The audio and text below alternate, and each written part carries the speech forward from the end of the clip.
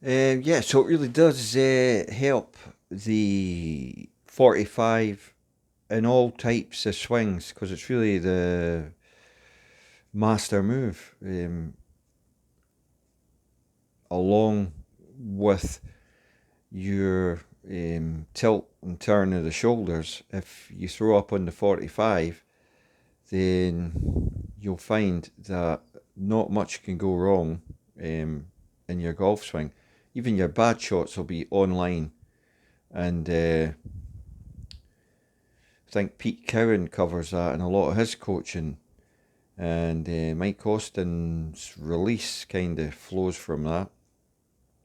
If you've watched those videos, no point in me putting all the stuff there. You've got to research it, look it up.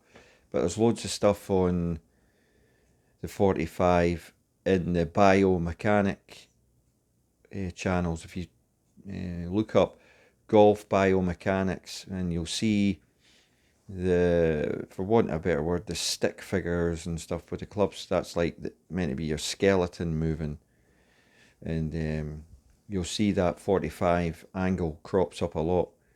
But um, where I think it's got lost, like and forgotten in modern coaching, is quite interesting because are obsessed with the positions, and get yourself into this position, that, P1, P2, let's have a look at you at P4.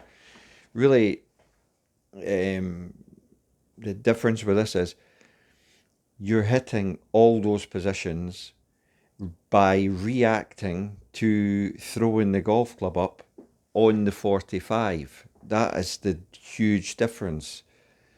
Um, they're your positions because they're your swing.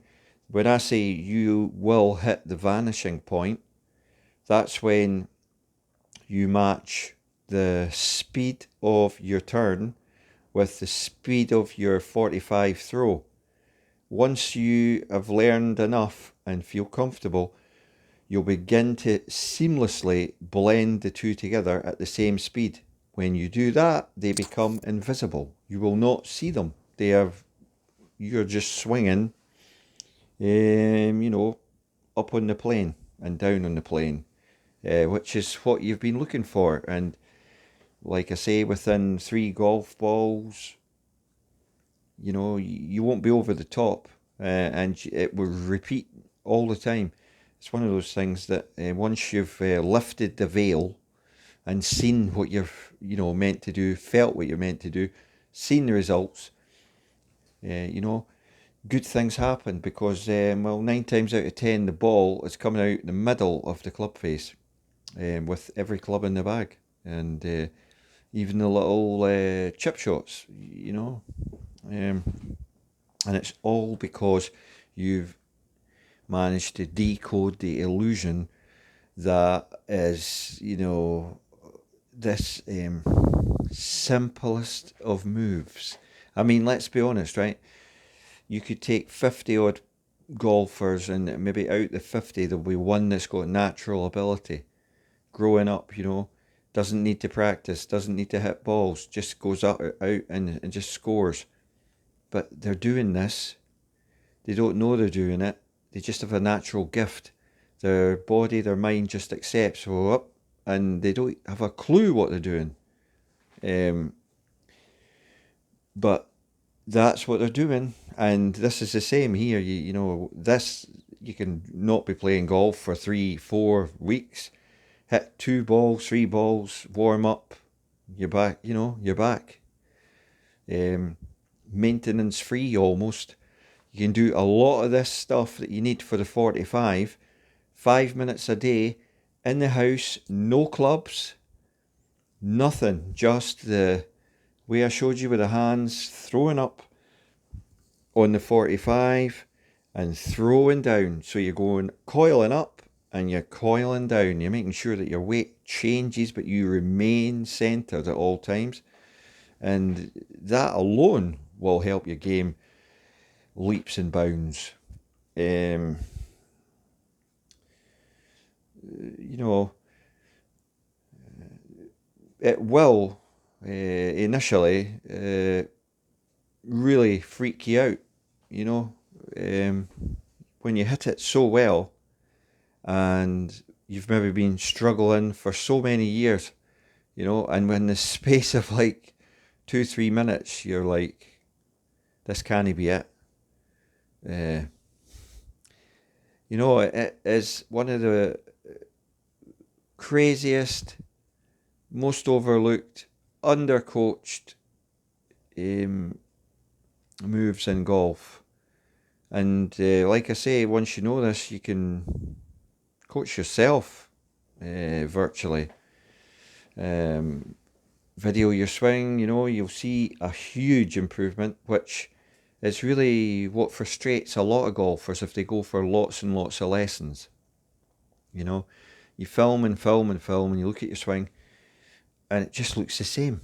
Very few times does, it really look any different. And golfers get frustrated about that. They're so obsessive about the perfect swing or the perfect game. You can't hit every single shot perfect. A lot of players try to be perfectionists, and there's nothing wrong with that. Gives you something to aim at. But you've got to accept the fact that golf is a sport that is near enough impossible to perfect. So you're only as good as your bad shot. Because it's going to happen at some point. But with this, it's a lot straighter. Well, it's 90% straighter. You might thin it. And there's the old saying, thin it to win it. Because 9 times out of 10, it's still going straight. Your handicap's going to come down. You're going to be more relaxed on the golf course, have more fun, be able to talk to your playing partners and have a laugh and still perform, because you can, with this, switch on and off, which is what you need, because you cannot possibly concentrate 100% for 3 hours, 3.5 hours. Pro game, 5.5 hours. So you've got to be able to switch on and off the golf swing with a part of your mind that sees the shot, and then when you walk in, see the shot, feel the club, look at the distance, bang, yeah, and it's gone, and great advocate of this with this method as well. Quick as possible. So do a lot of your work walking up to the ball. You're having a look, maybe got a GPS device, and as you're walking up, you think, that's about 140, 130 yards to the front of the green. Have that 9-iron or whatever club, have it ready, get it pulled out, set the bag down, step behind the ball, have a good look, 5-10 seconds, see the shot, walk in, again, 5-10 seconds, go. It's one practice swing, it's gone. The faster you can do it, the more in control you will be. It's not the reverse of that, and when you hit a bad shot, shrug it off. Never follow a bad shot with another bad shot. So it's like, get it out your system, shrug it off, walk and find it, hit it again.